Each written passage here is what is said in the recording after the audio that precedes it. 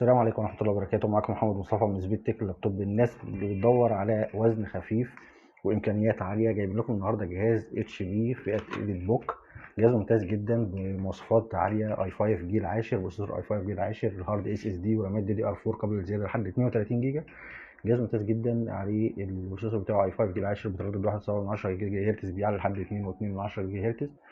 هنقرب مع بعض كده ونشوف المواصفات بتاعته من داخل الشاشة بتاعت الجهاز. يلا بينا. ورجعنا لكم تاني كده من جوه الجهاز. هنشوف مع بعض كده المواصفات بتاعته.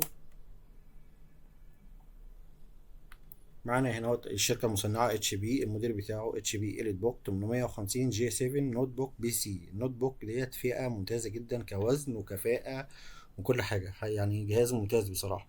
وزن خفيف جدا وكفاءة بتاعته ممتازة. المعالج بتاعه اي 5 جيل عاشر 10310، بتردد 1.7 جيجا هرتز، بيعلى لحد 2.2 جيجا هرتز.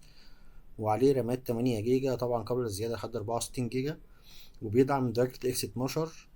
جهاز ممتاز جدا، وعليه كارت الشاشة بتاعه الالترا اتش دي جرافيك، بيعلى لحد 4 جيجا مع الرامات التمانية. لو زودنا الرامات طبعا هيعلى معانا لحد 16 او 8 جيجا تقريبا. جهاز ممتاز جدا وجميل جدا. الكارت دوت الموجود عليه بيدعم برامج الفوتوشوب والبريمير والحاجات دي لحد الاصدار بتاع 22 و 23 بكفاءة.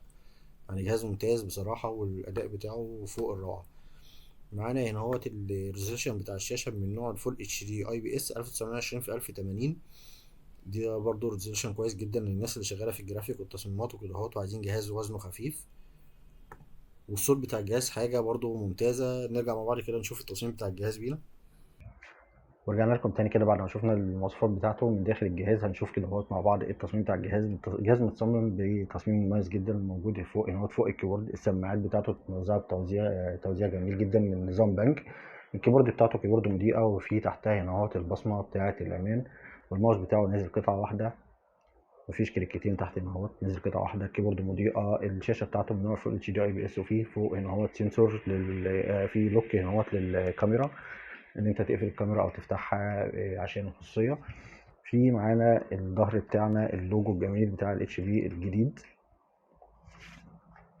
في من الجنب بتاعنا هنا دوت المدخل بتاع الفيزا، واحده هيدفون جاك، واحده يو اس بي 3 شغاله باور، وجنبها اللوك.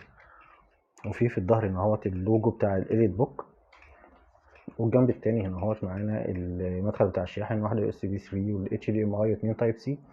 ومدخل بتاع الايثرنت بتاع شريحه الانترنت البيانات.